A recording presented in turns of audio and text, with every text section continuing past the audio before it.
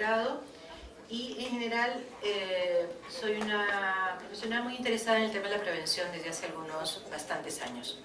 En ese sentido, el pedido que ha habido por parte de la universidad y de la maestría ha sido el poder revisar el tema de la organización de la prevención en la empresa. ¿Ok? Entonces, yo he dividido el trabajo en algunos puntos que me parecen claves, pero además quiero empezar con 3 comentarios sobre la sesión tenida con el profesor Antonio. ¿Okay? Los 3 comentarios son los siguientes. Primero, la obligación de los servicios de seguridad y salud en el trabajo está no solamente en la ley, sino también en la decisión 584. Por tanto, es una obligación vinculante desde hace varios años. Otra cosa es ya la parte reglamentaria y la vemos.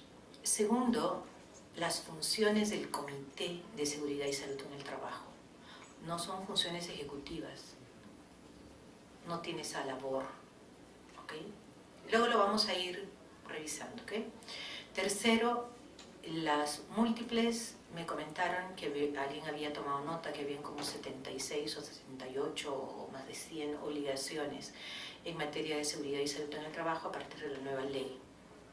Vamos a precisar también el tema y darle de alguna manera el debido enfoque. ¿Estamos? Y finalmente invitarles a que cualquier punto que no lo vean claro, que no me haya expresado de manera suficiente, simplemente levanten la mano y lo atendemos. ¿Ok? Bien. Entonces, 2 objetivos que procuramos con la sesión de hoy. ¿Ok? Es, en primer lugar, el tema de la prevención de los riesgos laborales en la empresa y, en segundo lugar, cómo funciona este tema de los sistemas de gestión en la empresa y cómo se articula todos estos elementos de los servicios, el comité, el reglamento, dentro de lo que es el sistema de gestión. ¿Okay? Entonces, vamos a ver algunos elementos de los principios, el sistema de gestión en seguridad y salud en el trabajo. Vamos a insistir un tema que no lo tocó el profesor porque es un tema que lo trae nuestra legislación y lo trae la decisión, no lo trae la ley de prevención de riesgos laborales en el modelo español porque tiene algunas características distintas y es la importancia de la política en la empresa, ¿okay? que es un componente distinto. Y luego ya vienen en materia de organización los temas que me parece a mí que tenemos que quedar claritos en la sesión de hoy, que es los servicios de seguridad y salud en el trabajo, el comité, el supervisor y el reglamento interno. Creo que son elementos que hay que aclarar. La planificación, la evaluación y la acción en pro de mejoras, y culminaremos con una pequeña conversación en torno al tema de deberes, derechos del empleador y de los trabajadores, esto en función de esta conversación que se tuvo con el profesor también sobre el deber de prevención como deber de medios o deber de resultados. ¿Okay? Bien, yo quería empezar rápidamente a recolocar el tema también desde una perspectiva más internacional. O sea, ¿por qué el tema de seguridad y salud en el trabajo tiene hoy la vigencia que está teniendo? No solamente en el país, sino también en el ámbito, digamos, más allá de nuestras fronteras, ¿no? Quiero mencionar 3 elementos. Uno primero, un proceso de integración que es el de la Comunidad Andina. Este proceso es similar al de la Unión Europea con una diferencia sustancial. En el caso de la Unión Europea se necesitan normas, como decía el profesor, de armonización normativa. En el caso y de transposición, ¿okay? Es un proceso de integración que tiene esa característica. En el caso del proceso comunitario andino, no es así. No se necesita este proceso de transposición, simplemente la aplicación es una aplicación directa, preeminente y supranacional. ¿Okay? Esa es la característica que tiene este proceso de integración, que como he mencionado, tiene además en materia de lo que es la agenda sociolaboral andina, tiene una decisión, que es la decisión 584, que es la normativa sobre seguridad y salud en el trabajo. Es una norma vinculante y obligatoria del año 2006. Si ustedes desean, luego comentamos algo más. Esta norma, además, ha servido de base en la discusión inicial, sirvió un poco de base porque estaba trabajándose en paralelo con el Decreto Supremo 05, el del año 2005, pero el 09, perdón, del año 2005, pero además también fue ya luego retomada con la propia ley. Entonces, si ustedes revisan, por ejemplo, el tema del glosario de términos que luego se retoma en el reglamento y lo comparan con el contenido propio de la decisión, van a ver que hay una labor de convergencia. El otro elemento tiene que ver con los tratados de libre comercio, este famoso 4+3 que tiene los derechos laborales, el componente laboral en los tratados de libre comercio, en el cual efectivamente el tema de la seguridad y salud en el trabajo es uno de esos derechos que está sujeto y es materia de vigilancia y control, en materia de evitar lo que se denomina dumping social en las cláusulas de negociación o en los intercambios comerciales que se están dando a escala internacional. Y finalmente tenemos los denominados estándares internacionales o los ISO, que son estándares de calidad en general.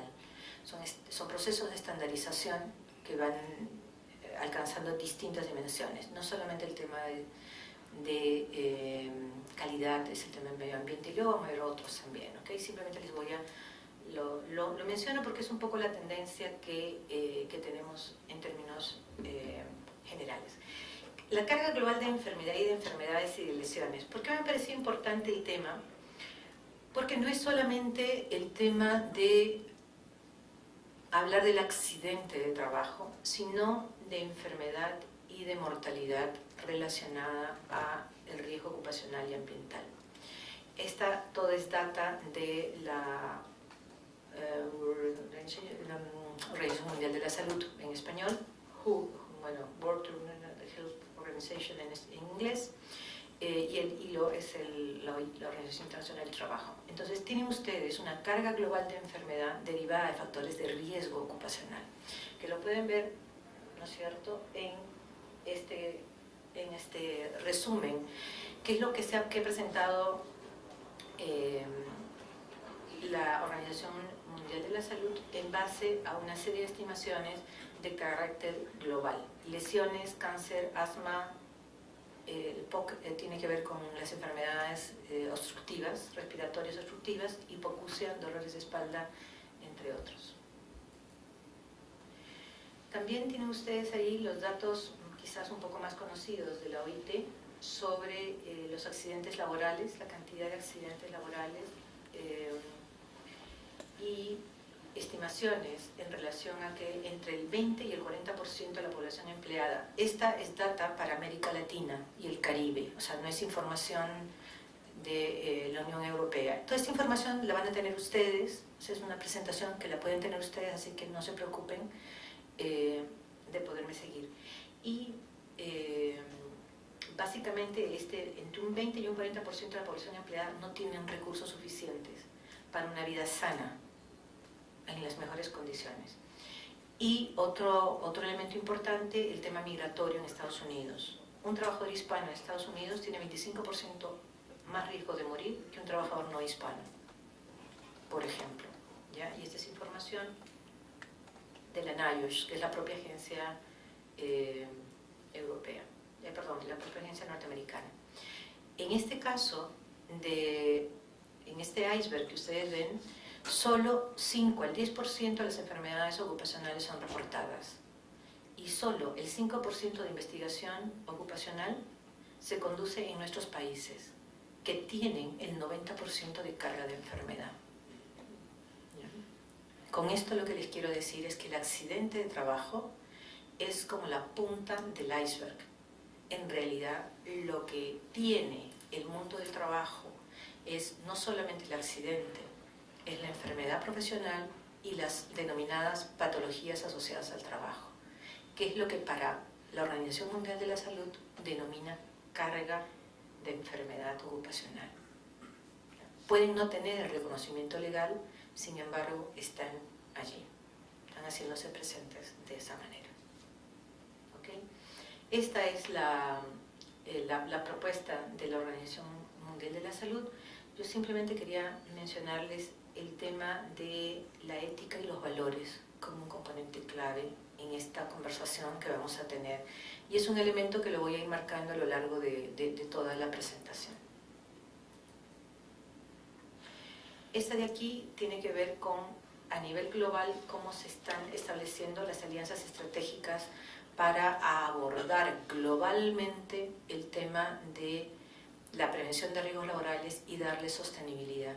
Este es un tema que no es del país, es un tema global en ese sentido, y la escala de lo que estamos nosotros trabajando como país, yo lo quisiera poner básicamente como un proceso. Veámoslo así. Creo que la mejor manera de entender lo que está pasando en el país en materia de seguridad y salud en el trabajo es viéndolo como un proceso desde un país que, como una de ustedes dijo, creo usted, dijo, hemos salido de una orfandad en materia legislativa a colocarnos un marco normativo que dista bastante de las 1000 normas que existen en España en particular, y del 66% del desarrollo normativo que tiene en general la Unión Europea en materia de seguridad y salud en el trabajo. O sea, en esta área es donde mayor desarrollo normativo se ha generado en los últimos 15 años en toda la Unión Europea. Y esto es muy similar con algunas idas y venidas a lo que está pasando en Estados Unidos. En este momento, por ejemplo, en mayo, en la primera quincena de mayo, Uruguay acaba de aprobar 2 temas. Acaba de aprobar el tema de los servicios de seguridad y salud en el trabajo, y acaba de aprobar también la penalización de los incumplimientos en materia de seguridad y salud en el trabajo. También. O sea, no es un tema, como les repito, quisiera en ese sentido que por favor lo podamos asumir, no es un tema de Perú, pobrecito y Perú, ¿okay? Es un tema global, es un tema de avance del desarrollo de un componente clave, que es la vigencia del derecho a la vida y la vigencia del derecho a la salud en el mundo del trabajo. ¿Okay? Esto tiene una serie de explicaciones, pero quiero colocar el tema. Otro elemento que me parece importante, yo simplemente por razones de tiempo voy a pasar un poquito rápido, pero se los dejo para que ustedes puedan revisarlo con mayor detalle, es el tema de los costos de la prevención. ¿Ya? Yo me voy a detener en 2 elementos que me parecen pueden explicar lo que está pasando en el país. ¿Ya? En primer lugar, los costos para las empresas, ¿no? Hay un elemento y tiene que ver con lo siguiente: la prevención es rentable. Hay una diversidad de estudios que demuestran que la prevención es la herramienta que permite mejorar las condiciones de trabajo y en paralelo la productividad y la competitividad de la empresa, sin la menor duda. ¿Okay? Hay miles de ejemplos sobre el particular, si nos da el tiempo lo podríamos revisar. Sin embargo, como bien decía el profesor, los costos de la prevención no se pueden separar de los costos de la producción, van de la mano. El desarrollo productivo y el desarrollo de la prevención van de la mano. No podemos tener una producción importante y significativa como país sin tener de la mano la prevención al costado. No podemos ser un país que desarrolle actividad productiva con sangre, que es un elemento que se ha venido mencionando en otros lados. Simplemente se los digo, esta relación entre desarrollo productivo y desarrollo de la prevención van de la mano. Entonces es como una moneda, ¿no es cierto?, que tiene 2 caras. En una cara está el desarrollo productivo y en la otra cara está el desarrollo de la prevención. El costo de los accidentes, aquí es un punto que me parece importante desarrollarlo, y es en el país muchas empresas y muchos abogados que asesoramos empresas también solamente vemos lo que se denomina costos directos y no hay un efectivo costeo de todo lo que es los denominados costos indirectos o costos invisibles. ¿Ok? Entonces, normalmente solo se ve aquello que digamos, aparece directamente como que se puede cargar como un costo. El costo de la asesoría, el costo de tal medida, el costo tal. Y no se ve el impacto que genera un accidente de trabajo o una enfermedad profesional sobre la dinámica de conjunto de la actividad empresarial. Les pongo dos ejemplos de dos empresas que costearon el tema. En una empresa, el costo de la prevención era como 1, y el costo, en términos de lo que ese punto adicional que ponían en prevención permitió como impacto directo, era de 26, una empresa textil. Otra empresa, el impacto era de 1/5, que fue la que menor, digamos, criterio de rentabilidad generó. ¿Cuál es el tema normalmente en el país? Que estos denominados costos invisibles, luego ustedes van a poder leerlo con mayor detalle, ¿ya? ¿Qué es lo que está pasando? Que las empresas tienden a externalizar los costos de la siniestralidad. ¿Qué significa esto? Significa que, por ejemplo, cuando ocurre un accidente de trabajo, este accidente no se reporta a la Seguridad Social ni al servicio médico de la empresa. ¿Dónde se va? Al centro de salud. ¿Ok? Se va al centro de salud y se pasa ese accidente como accidente común, siendo de naturaleza estrictamente laboral. Entonces, es una forma en que la empresa intenta externalizar. ¿Qué es lo que está ocurriendo ahora? Que todos los centros de salud tienen la obligación ahora de declarar todos los accidentes que ocurren y que ellos atienden. Y ahí es que empieza a aparecer el tema de que están atendiendo accidentes de trabajo como si fueran accidentes comunes. Y por tanto, esto que aparentemente tiene un elemento de salida del empleador, lo que está haciendo en la práctica es cargando el costo de la accidentabilidad al Estado, por un lado, y por otro lado, externalizando su propia responsabilidad en relación con las secuelas que esto puede tener, porque es distinto que el empleador asuma un accidente de trabajo a que asuma un accidente común. El otro elemento que puede explicar este tema de los costos o los denominados sobrecostos en materia de seguridad y salud en el trabajo es el tema de los operadores, algunos operadores en prevención que están elevando así a sumas muy altas lo que es el mercado de la prevención. O sea, los estándares de la prevención no deberían ser tan altos como los que he visto que están ocurriendo en el país. Yo vengo de tener otras experiencias también, y entonces mido los estándares y hay cosas que no deberían tener tanto valor desde mi punto de vista. ¿Por qué? Porque en realidad lo que tenemos es un mercado de la prevención en transición. ¿Qué significa esto? Estamos pasando de un mercado de cero regulación a un mercado que intenta ir regulando, pero regulando sin que se sepa mucho de qué estamos hablando. Entonces, cuando la empresa no sabe lo que necesita en prevención y el operador vende lo que puede vender, ¿me explico? O sea, allí se está generando una distorsión en el mercado. Distorsión que debería encontrar, yo creo que no más allá de un par de años, un nivel adecuado de ordenamiento.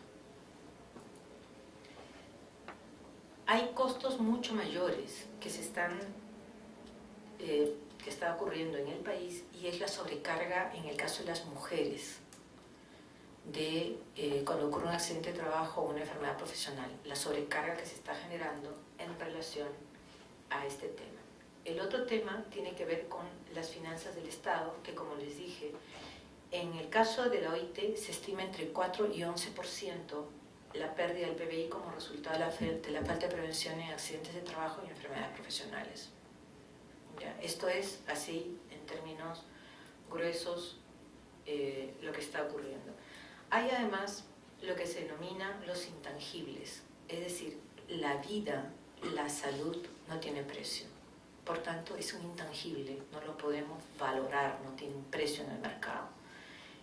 Y hay un mecanismo de medición que se llama años de vida potencialmente perdidos, que es un estudio que lo que intenta es reflejar cuánto una persona que ha sido víctima de un accidente de trabajo a la edad de 40 años, a diferencia de alguien que lo fue a los 25, tiene de pérdida de oportunidades, ¿no es cierto?, tomando en consideración el país en el que vivimos. En ese sentido, lo que aparece como bienes jurídicos centrales es la vida y la salud, que son de alguna manera los bienes jurídicos sobre los cuales se soporta este deber de prevención por parte del empleador como deuda de seguridad, porque lo que está en juego es el centro de trabajo como centro de imputación para la cautela de la seguridad, de la vida y de la salud de estos trabajadores también. Porque en el contrato de trabajo lo que aparece es un contrato en donde lo que hay y se entrega es la mano de obra, es la fuerza de trabajo, es la inteligencia, pero lo que no se entrega es las condiciones de vida ni de salud. En ningún momento aparece como parte del elemento, por eso se habla de la deuda de seguridad. ¿Ok? Yo simplemente voy a presentarles aquí algunos casos. Cáncer de mama en hombres. ¿Ya? Aunque ustedes no lo crean, hay determinado tipo de, se llaman disruptores endocrinos, que producen este tipo de alteraciones en la salud de los varones que laboran, que trabajan. Todo lo que está ahí son revisiones, o sea, tienen al pie la revista donde fue tomada, particularmente de personas que están haciendo labor de mecánica y un manejo de solventes y de fluidos. La enfermedad de los trabajadores temporales, lo que aparece es que en un par de estudios que hay baja tasa de ausentismo entre los trabajadores temporales. O sea, cuando uno mide la población, quien menos recurre al ausentismo es el trabajador temporal. ¿Ya? Y eso se explica por dos consideraciones. No porque no estén enfermos, sino por el temor al despido y por la falta de protección social. Esos dos elementos son los elementos que determinan que un trabajador temporal no recurra tanto a hacer accidentes. El tema es mayor porque cuando recurren ya en condiciones de alta criticidad y esto incrementa sustancialmente los costos de la atención médica posterior. Eso, o sea, no se ve en el corto plazo, pero se ve en el mediano plazo. Tienen ahí las referencias. Trabajar con plaguicidas puede afectar la memoria, puede inducir mayor riesgo a los accidentes de trabajo y generar además enfermedades neurodegenerativas como el Alzheimer u otros. ¿Por qué? Por el efecto que tiene en el sistema nervioso central. Cáncer al pulmón por exposición a humos de diésel. Esto también hay investigaciones que demuestran que hay colectivos de trabajadores, particularmente mineros, operarios de ferrocarril y camioneros, que están más expuestos a cáncer de origen profesional. Todo esto son investigaciones que simplemente las he traído como un elemento, porque el tema de la prevención es un tema que está muy ligado también al tema de la investigación y al identificar evidencias en estos elementos de defensa de la salud y de la vida. La relación entre violencia en el trabajo y lesiones musculoesqueléticas. Aparentemente no hay relación, ¿no es cierto? ¿Qué tiene que ver una lesión musculoesquelética con la violencia en el trabajo? Pues la hay una demostración y esto se ha dado particularmente para quienes tienen que atender domiciliariamente a la salud. O sea, estos médicos, enfermeros que se desplazan a atender personas y que sufren de agresión, porque normalmente la gente está muy alterada cuando recurre, no sé, o puede llegar tarde, lo que fuere. Miren ustedes ahí los efectos que esto trae sobre las lesiones musculoesqueléticas. En minería son conocidos los temas de silicosis, hipoacusia, menos conocido el tema del impacto en las vibraciones sobre o sea, lo que son órganos nobles del interior de la persona. Esto sirve no solamente para mineros, sino para todo aquel que usa perforadoras. ¿Ya? Hay un estudio canadiense, último, ha salido hace 3 meses, que reporta que la mayor incidencia de las lesiones no se da tanto en términos de lo que es la carga ósea, sino la carga interna de las personas que laboran durante mucho tiempo sujetos a tipo de vibraciones. En el caso de agricultura, esta es una trabajadora de la agroexportación, particularmente de espárrago. Como ven, sus condiciones no son las ideales, pero es una foto real, ha sido tomada acá. Así que estas son las condiciones en que trabajan, son sus equipos de protección personal, por así llamarlos. En pesca yo creo que hay un doble movimiento. Hay, como lo hay en agroindustria, empresas que están trabajando bien, están colocando el tema de la prevención, pero empresas que todavía están muy atrás. Muy atrás. Entonces, encontrar puntos de equilibrio en un mundo en donde los estándares están viniendo cada vez más fuerte de fuera sobre las empresas es un poco complicado. En el caso de construcción, ahora un riesgo que se ha incrementado de manera sustancial en el caso de los trabajadores de construcción es el tema del riesgo químico. Ustedes saben que ahora las construcciones ya no son las de antes y los elementos químicos y el uso de sustancias químicas son altamente nocivas. ¿Ya? No vamos a entrar en detalle. En el caso de los mercados, estas personas que ven ustedes acá, que cargan y descargan, más o menos, según un estudio que hizo una universidad holandesa, al día una mujer carga 1,5 toneladas. Medio kilo, medio kilo, medio kilo. De allí que cuando las personas estas van a los servicios de salud, hay una pérdida de su capacidad física para poder moverse, porque ya el deterioro está muy grave. Y en el caso de los abogados, particularmente abogados litigantes, ¿ya? También hay estudios. 10 veces más es el incremento sobre sufrir un infarto cardíaco mortal frente al resto de los seres humanos y frente al resto de las ocupaciones. Así que si se acuerdan de alguien que murió de infarto, si ha sido abogado litigante, acuérdense de que es parte de las tareas que sí se pueden prevenir. ¿Okay? Entonces, ¿cuál es la base? El profesor lo dijo: identificar el origen del riesgo, cuál es el nivel de exposición, hacer la prevención y a través de la vigilancia de la salud evitar los daños a la salud. Quiero recomendarles, hay 2 videos que se los dejo ahí para que ustedes los revisen y realmente valen mucho la pena. El primero son más o menos unas 15 películas sobre moving y sobre factores psicosociales en el mundo del trabajo. ¿Ya? Son muy interesantes y las pueden realmente son entre divertidas y dramáticas, pero sobre todo divertidas. Y se van a dar cuenta de cómo está funcionando esto en el mundo moderno. ¿Ya?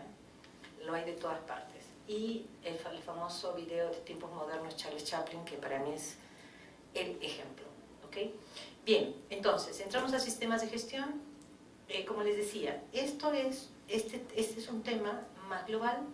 Ahí tienen ustedes el listado de las ISO sobre calidad, que son las primeras, las 9.000, las ISO sobre medio ambiente, que son las 14.000, hay códigos, ¿no es cierto? Hay otra última de la 27.000, que es la información, la gestión de la seguridad de la información, por ejemplo, que es una especialmente importante para muchas empresas, siendo de las últimas, es de las primeras que muchas empresas están adoptando. Esta de aquí es poco conocida, pero y la puse a propósito porque tiene que ver con la sustentabilidad de los eventos. Es decir, las mediciones de cuánto este tipo de actividades cargan al medio ambiente. ¿Ya? Es otro tipo de... ¿Cuál es la tendencia global? Es a ir integrando los sistemas de gestión, reconociendo las particularidades. Calidad, medio ambiente, seguridad y salud en el trabajo son los principales. Sin embargo, también hay responsabilidad social, hay los otros que he mencionado anteriormente. Entonces, En el caso de la Ley de Seguridad y Salud en el Trabajo, tiene obviamente los principios que vienen, además, salvo algunos ajustes del Decreto Supremo 09, era una curiosidad porque era un decreto supremo, ¿no es cierto?, un reglamento que tenía principios, lo cual era una cosa sui generis, por decirlo menos, pero bueno, en el país se dio. Actualmente tenemos una ley, ha recogido gran parte de esos principios, hay 3 que han tenido, yo creo que el ajuste mayor es en el denominado principio de primacía de la realidad, en donde frente a la parte documental prima la realidad por parte, y ese es un criterio esencial. Y en general podemos dividir la ley en 3 grandes grupos. El Sistema Nacional de Seguridad y Salud en el Trabajo, que ve todo lo que es el componente nacional, es decir, política nacional, plan nacional, Consejo Nacional de Seguridad y Salud en el Trabajo, consejos regionales. O sea, todo esto tiene que ver, digamos, visto globalmente por el tema más de enfoque nacional del tema. El enfoque sobre el cual nos vamos a centrar ahora es sobre sistemas de gestión y sobre deberes y derechos. ¿Okay? Entonces, en relación al sistema de gestión en la organización, los elementos son la política, la organización, la planificación y aplicación, la evaluación y la acción en pro de mejoras. En el caso español, el profesor mencionó el tema de la planificación, la organización y la evaluación como parte de sus componentes, porque en el diseño español, que viene, como él bien mencionó, de la norma europea del año 89, la Directiva Marco sobre Seguridad y Salud en el Trabajo, el desarrollo que en ese momento había de los sistemas de gestión no era tan significativo como lo que es hoy en el mundo de la gestión empresarial. Y en ese sentido, hoy el tema de la gestión preventiva está muy engarzada con el tema de la gestión desde este enfoque de sistemas.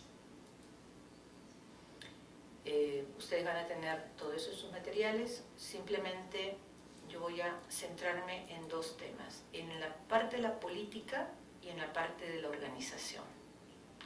Política, en primer lugar, ¿por qué? Porque en el mundo contemporáneo la importancia que tiene que toda organización, sea una empresa o sea una entidad pública, le da a lo que se llama la conducta empresarial hacia afuera, la conducta de la entidad hacia afuera, la imagen corporativa que tiene, está definida por 2 elementos, su compromiso y su liderazgo. Compromiso y liderazgo de hacer las cosas bien hechas ahí donde estén. Si es un producto, bien. Si es un servicio, bien. Pero fundamentalmente en ese sentido, en el caso de la prevención de riesgos laborales, es el compromiso y el liderazgo de la dirección de la empresa en relación al tema de la prevención de riesgos laborales. Ubicar en ese sentido que el empresario decide colocar el tema de la prevención y asignarle los recursos necesarios para alcanzar un entorno de trabajo seguro y saludable hasta donde sea posible. Elementos básicos: que sea específica y apropiada para la organización, no vale copy-pega, en este tema definitivamente no vale. Y los objetivos centrales tienen que ver con la protección de la seguridad de todos sus miembros, el cumplimiento de los requisitos legales y la mejora continua. Son básicamente los elementos que aparecen. Normalmente la política es una hoja y en esa hoja está resumida el compromiso y el liderazgo de la empresa sobre el tema y firmada por la más alta autoridad de la empresa y colocada, como muchos de ustedes saben, en, digamos, lugares visibles de cada empresa. La participación de los trabajadores es particularmente importante. Normalmente tienen que comunicar en ese sentido sus preocupaciones y desarrollar las acciones para la prevención. Voy a centrarme en el tema de organización. Básicamente el tema de organización está identificando responsabilidades, competencias, documentación y comunicación. Y en el tema de responsabilidades de rendir cuentas, ¿no es cierto?, hay 4 elementos sobre los cuales yo quisiera detenerme unos minutos. ¿Okay? Uno primero es el tema de los servicios de seguridad y salud en el trabajo. Como les dije al inicio, tanto la decisión 584 como la Ley de Seguridad y Salud en el Trabajo ya normaron sobre la existencia de los servicios de seguridad y salud en el trabajo. El profesor, cuando hizo la pregunta de quién gestiona día a día la prevención, ese plan de prevención, ¿quién lo gestiona? ¿Cuál fue la respuesta que la mayoría de ustedes dio? El comité, ¿no es cierto? Y no es así. El comité es un ente de consulta y de diálogo social al interior de la empresa. El órgano de ejecución, claro, el empleador, como decía bien el profesor, el empleador es el empleador, pues sí, claro, está bien, ¿no es cierto? Pero ¿cuál es el órgano, la entidad, ¿no es cierto? El brazo de ejecución de la prevención es el Servicio de Seguridad y Salud en el Trabajo. Esta es una idea que tiene que quedar muy clara para todos. Porque yo sé que muchos de ustedes trabajan con empresas y algunas empresas me han preguntado también, oiga, pero mi abogado ha dicho otra cosa. Entonces yo le digo, espérese, vamos a ver. Entonces ahora que tengo la oportunidad de conversar con ustedes, quiero por favor insistirles en ese punto. ¿Ya? Otra cosa es que no esté reglamentado. Ese es otro tema. ¿Por qué? Porque reglamentar un servicio de seguridad y salud en el trabajo en el país es muy complejo. Porque somos un país que tiene una diversidad de actividades productivas. Tenemos de todo, absolutamente de todo. Somos un país biodiverso, multicultural y también con múltiples actividades. Pero no solamente tenemos múltiples actividades, sino que, por ejemplo, en cada actividad tenemos desde la actividad informal e ilegal, por poner el ejemplo más clásico, la minería, tenemos desde la actividad ilegal, informal, hasta la gran minería súper, ¿no es cierto?, escala global. Mismo país, misma actividad, ¿ok? A regular eso. Y esto que les cuento para minería, lo pueden ver en todas las actividades productivas. Yo diría, si no, en todas. Vemos construcción y tienen desde la autoconstrucción que se hace sin ninguna licencia, ¿no es cierto? Y ahí como, a ver usted maestro, ¿qué puede hacer? Hasta, ¿no es cierto?, la gran empresa que está compitiendo internacionalmente en el mercado global y está colocada globalmente. Entonces, regular los servicios de seguridad y salud en el trabajo es una tarea compleja. Por tanto, está demandando, creo yo, más tiempo del que ya debería. En el caso uruguayo, como les comenté, ya ha salido su norma, porque además en el caso uruguayo, como ellos bien estábamos comentando el tema, ellos me decían, claro, para nosotros es mucho más simple, porque nosotros vamos a regular ¿qué cosa? Ganadería, pastizales, industria lechera, carnes y algo más por ahí. Ya está. En cambio nosotros no. En el tema de los servicios de seguridad y salud en el trabajo, yo les pediría también en ese sentido, si pueden colaborar, discutir, en fin, al Consejo Nacional de Seguridad y Salud en el Trabajo, se lo voy a agradecer. ¿Cuál es la característica que ha puesto la ley? Que pueden ser propios o comunes. Esa es la característica. Y le ha asignado ya una serie de funciones que son estrictamente las funciones preventivas que por naturaleza tiene que tener un servicio de seguridad y salud en el trabajo. Esas funciones son la expresión del deber de prevención del empleador en la ejecución normativa del plan de prevención en la empresa. Son ellos quienes tienen que asumir esa labor de llevar adelante la parte de la prevención. Su finalidad es esencialmente preventiva. Todavía no vamos a entrar a la discusión, que hay un tema ético de por medio, que después lo conversaremos probablemente el próximo año. ¿Ya? Pero ahora nos quedamos con esta idea. Sobre esto, ¿sí? No sé si habría alguna pregunta. ¿Hay empresas sí. que están dando el servicio de seguridad y salud para varios empleadores asumiendo toda esa responsabilidad? ¿Existen en el mercado o no? O al final hay tanta poca oferta que al final es el propio empleador que tiene que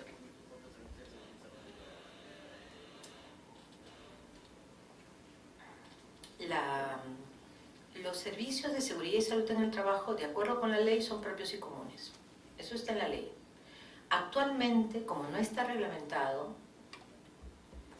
muchos empleadores lo que han hecho es tercerizar la acción preventiva de la empresa.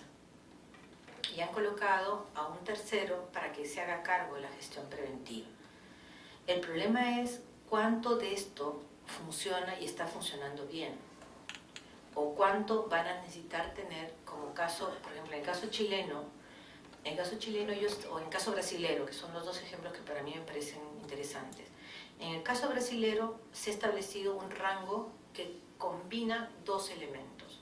Combina nivel de riesgo, nivel de exposición de riesgo y cantidad de trabajadores. Y en función de eso se hace una tabla para ver la cantidad de horas que los profesionales y qué profesionales se necesitan. Por ejemplo, es distinto tener un taller que recicla batería, como tenemos en el Perú, en donde la exposición al plomo es muy alta y donde ya han habido casos de intoxicaciones agudas de trabajadores y de familiares cercanos, ¿ok?, a tener una gran empresa dedicada a la fabricación de baterías. Rubro, idem, ¿no es cierto? Sin embargo, la naturaleza de la exposición es distinta. Entonces, ¿qué se va a requerir en cada uno de los casos? Eso es parte de los temas que están planteados ahora. ¿Ok?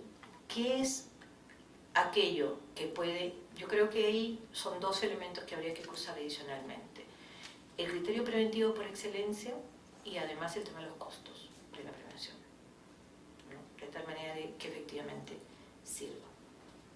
Comité de Seguridad y Salud en el Trabajo, ya no voy a incidir en lo que ustedes ya saben perfectamente, cómo se constituye, la elección, el número de miembros, el requisito para ser miembros, la conformación. Acá hay 3 comentarios simples sobre comités. Primero, toda empresa necesita su comité de seguridad y salud en el trabajo. Toda empresa. Centralizado. ¿Por qué? Porque la gestión preventiva es única. No pueden haber varias gestiones preventivas. Es única. Si una empresa tiene, como ocurre en el país, varias unidades de negocio, por ejemplo, conozco empresas que tienen unidad de negocio avícola, unidad de negocio porcino y unidad de negocio embutidos, por ponerles un ejemplo, son 3 unidades de negocio con fórmulas productivas distintas. Se ha conformado un solo comité paritario con subcomités, cada uno especializado en cada una de las áreas productivas. Obviamente por la propia naturaleza de la labor. Segundo elemento, conformación del comité. El presidente normalmente es el empleador. En el país normalmente es el empleador. Excepcionalmente son los representantes de los trabajadores. A mí me tocó el caso, yo antes era funcionaria del Instituto Nacional de Salud, es una entidad pública, y a la hora que se eligió a los representantes de la entidad pública y los representantes de los trabajadores, y el presidente resultó, como es actualmente, un representante de los trabajadores. Y la está llevando bastante bien, digamos, peleándose un poco, pero bastante bien. ¿Puede producirse eso? De hecho, puede producirse. Legalmente se ha dejado al comité que tome esa decisión. Generalmente no se hace, ¿no? Normalmente a quienes yo he visto como presidentes de los comités es más bien a los representantes de la empresa. El secretario debería ser el responsable de los servicios de seguridad y salud en el trabajo. Debería. Normalmente no lo es. Es una persona que es designada ad hoc. Y bueno, y los demás miembros. Tercer elemento sobre comités que yo creo que se está desvirtuando, no tiene labores ejecutivas, salvo la investigación de los accidentes de trabajo. Y ahí hay todo un tema que hay que revisar con detalle, y es materia un poco de inspección, y son los criterios de la inspección en materia de verificación del cumplimiento de la norma sobre comités paritarios de seguridad y salud en el trabajo. Una cosa es lo que se denomina la verificación del papel y otra cosa es la verificación del funcionamiento real de la prevención. cada vez más en otros países, particularmente Inglaterra, por ejemplo, lo que se tiene, la inspección tiene, son indicadores cualitativos del funcionamiento del comité paritario. No indicadores de papel, no indicadores, el acta, el papel, el sello, no. Esto está bien, tiene un papel, tiene un rol, tiene una función, ok. Pero para el centro de la inspección es el funcionamiento real y la acción preventiva que este comité desarrolla como parte de su labor, digamos, consultiva. ¿Ok? 3 elementos claves. ¿Algún comentario sobre esto? Sí. Con relación a la necesidad de contar siempre con un comité central, no hablemos de empresas que tienen distintas unidades de negocio, sino que tienen una misma unidad de negocio, que producen cerveza. Y tienen una planta en Piura y otra en el sur del país a 4.000 metros de altura, por decir. Y ocurre un accidente de trabajo, y que ambas empresas, esa empresa tiene 2 sindicatos. El sindicato mayoritario tiene que, ¿no es cierto?, llevar la elección para la elección de sus representantes en el comité. Si ya normalmente dentro de una sola unidad o centro de trabajo es un problema juntar a los miembros del comité, porque uno se fue de vacación, el otro está de licencia, el otro está de guardia, ¿no? Cuando ocurre un accidente y el que entiende es el comité central, ¿no es cierto?, o se requiere tomar un comité central, aparte de los subcomités por unidad de centro de trabajo, o sea, en los hechos es muy complicado. Así nombres un delegado que ese comité para investigar el accidente se active de una manera rápida. Y tampoco la legislación prevé una solución a ese tema, ¿no? Entonces, ocurre ya, entonces, si el comité que corresponde designar, el mejor sindicato es el que está a 4.000 metros en el sur, ese que lleva a cabo la elección, va a ganar la lista de los que tengan mayores miembros ahí, ¿no? Y no la otra.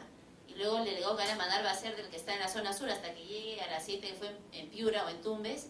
Entonces hay un tema práctico y algunos cuestionan, unos juristas he escuchado también o he leído también que no debería haber un comité central sino 2 comités, aun cuando sea el mismo negocio o el mismo tipo de negocio y se traten de 2 centros de trabajo distintos, ¿no? Yo quería saber cuál era su opinión sobre ese particular.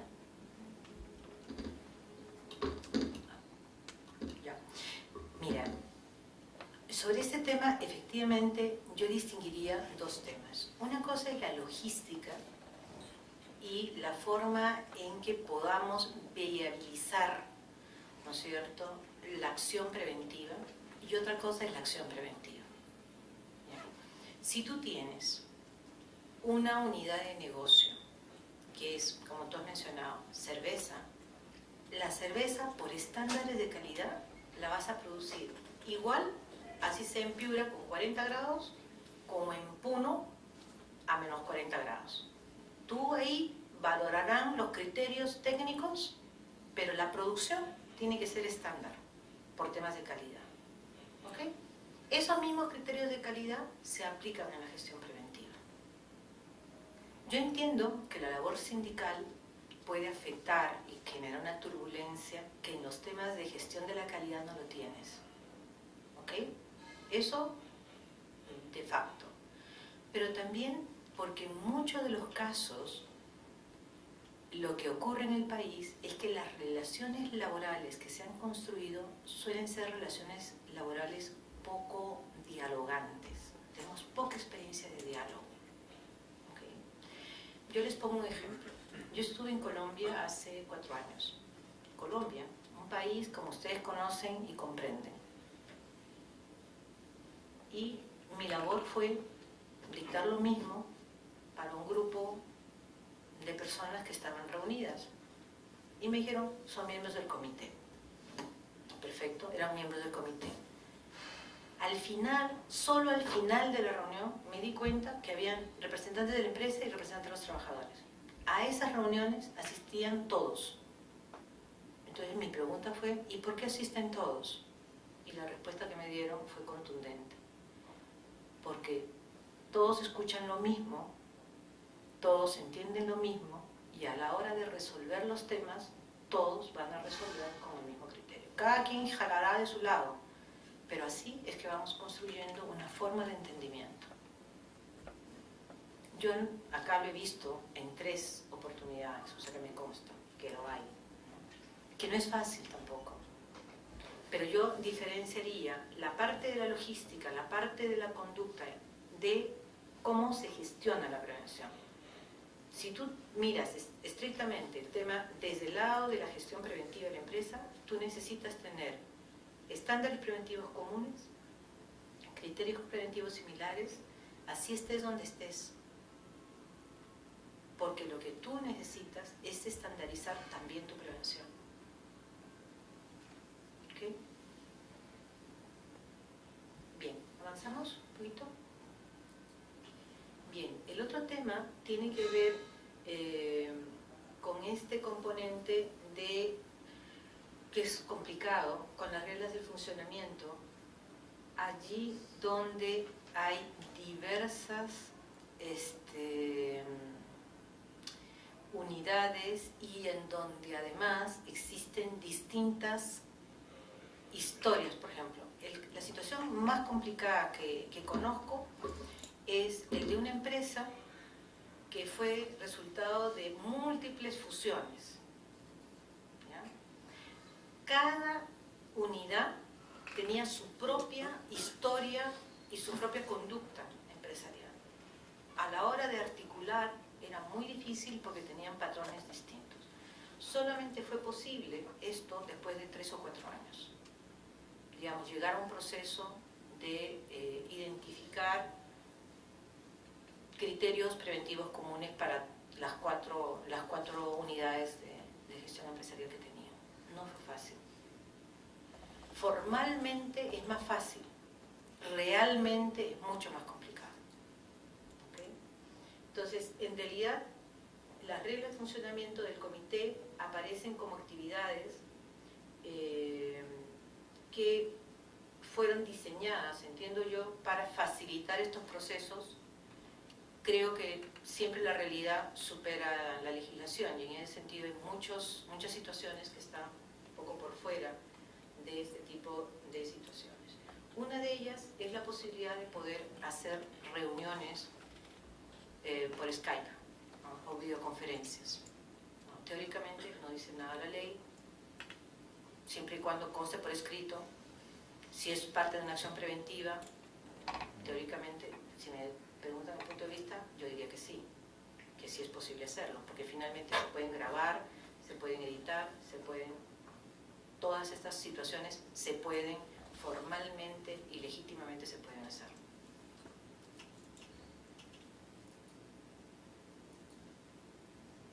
Las funciones del comité, básicamente, yo diría, la aprobación del programa anual de seguridad y salud en el trabajo es la actividad central. En el caso español hablan del plan anual de prevención, en el caso colombiano hablan de panorama de riesgos laborales, cada país ha puesto lo suyo, en nuestro caso le han llamado programa anual de seguridad y salud en el trabajo, y esa yo diría que es la función principal del comité. ¿Por qué? Porque es la posibilidad de poder concretar día a día la prevención, de poder pasar de un deber simplemente de medios a un deber de resultados. Porque solamente a partir del planeamiento, de la estandarización y de poder establecer con toda claridad las metas y el cumplimiento de esas metas, es posible que uno pueda agarrar y demostrar, efectivamente, acá tengo el espacio cumplido. La aprobación del reglamento interno de seguridad y salud en el trabajo, sí, pero normalmente son cumplimientos más formales, ¿no es cierto? Los reglamentos internos son poco funcionales muchas veces en materia de prevención. Desde mi punto de vista no entro a mayores detalles, pero digamos, la investigación de las causas, generalmente todavía en el país se investiga para encontrar al culpable. Y entonces, la investigación del accidente de trabajo, cuando participan los sindicatos o cuando participa la empresa, es ¿quién es el culpable? Y esto, en términos luego de los elementos preventivos, no sirve. ¿Por qué? Porque normalmente quien termina siendo el responsable, generalmente es la víctima. Es el trabajador accidentado, el que murió, ¿no es cierto?, porque fue incompetente, porque fue incapaz, porque metió la pata, o sea, ya está. Y eso no ayuda. ¿Por qué? Porque no vamos a las raíces de por qué ocurrió realmente el accidente. Y ese accidente, si no se investiga bien, está condenado a volver a repetirse. Y esto ustedes lo ven. Cuando no se investiga el accidente con la real causalidad y con la real profundidad que se necesita. ¿Por qué? Porque muchos de estos accidentes son multicausales. Entonces, a la hora que pasan, ¿no es cierto?, a determinarse cuáles son los pasos y por los cuales se generó el accidente de trabajo, generalmente uno se queda en una esfera de cuál es el culpable, que es la esfera básica, elemental, que no ayuda a la prevención. Probablemente ayudará a determinar o no los niveles de responsabilidad del empleador, pero un fiscal o un juez más o menos avisado tampoco le va a dar mucho pelo, mucho lío a ese tema. Sí. En ese contexto, ¿cómo usted considera el nivel de multas que se están imponiendo? Ante multas altas, lo usual va a ser que la empresa busque tapar el tema a efectos de reducir su responsabilidad pecuniaria desde ese punto de vista, porque finalmente también le queda el ámbito de la responsabilidad del trabajador por sus deudos, ¿no? ¿Por qué no, en el caso del Ministerio de nuestro sistema de seguridad de la ley, no se pusieron límites a las multas, como en el caso de la OEPA, se habla del porcentaje de productividad en un año, ¿no? Ya hay casos de multas de más de medio millón de soles que una empresa la puede, digamos, hacer tambalear por lo menos, ¿no?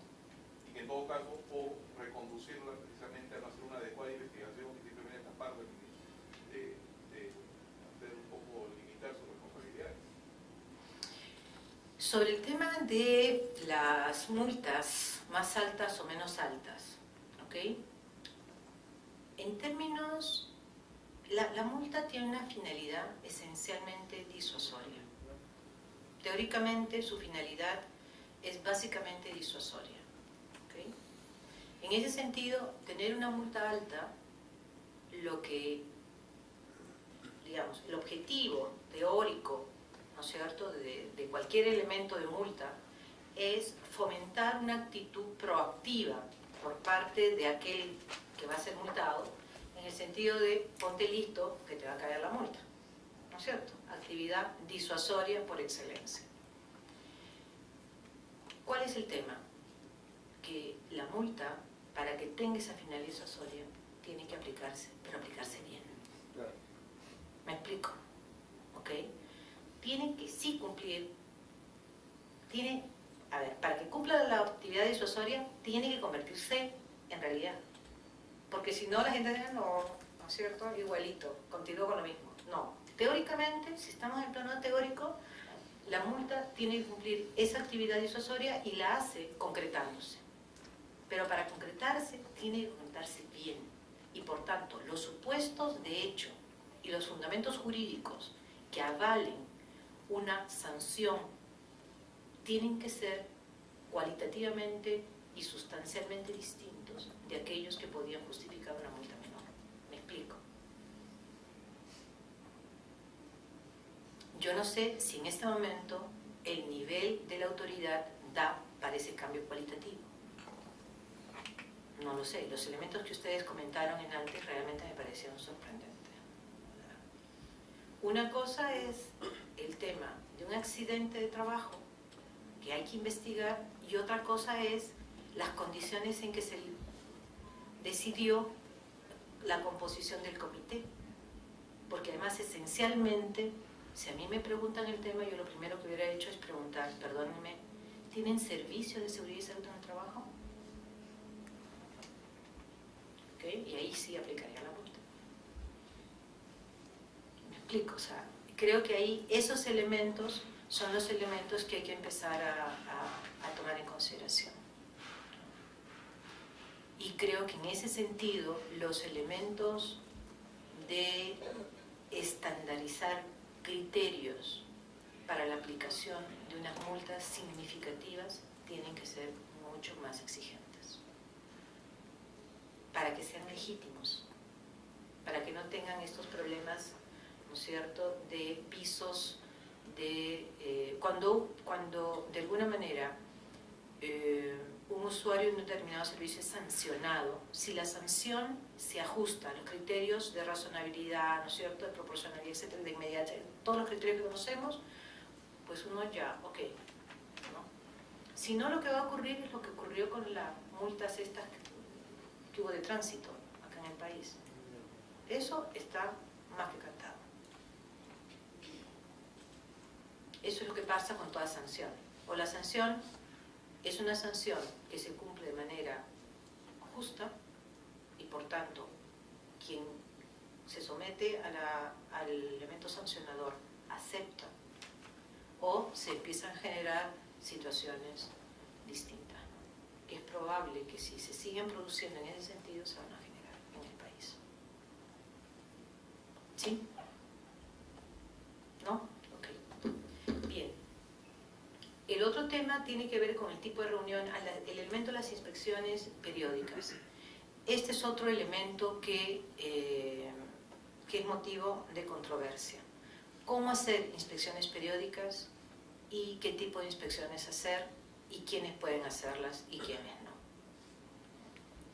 Aquí hay un tema que yo creo que es bien importante colocarlo y es el secreto de los secretos industriales, los denominados secretos industriales. Lo comento porque esto ha generado una consulta que tuve, se generó una discusión en relación con este tema del secreto industrial y ciertos derechos de la empresa frente a una inspección. En este caso era una inspección de la autoridad, una inspección periódica propia de la empresa. Y efectivamente hay algunos límites. Sin embargo, la ley lo que habla es que la inspección de trabajo tiene derecho a hacer uso e incluso tomar muestras. No solamente puede ser inopinada, sino tomar muestras.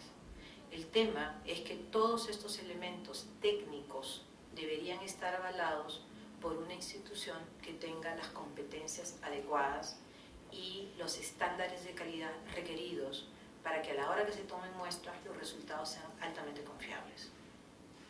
En el caso español, el profesor no lo comentó, pero en el caso español, por eso él preguntaba si había un instituto, no sé si se acuerdan,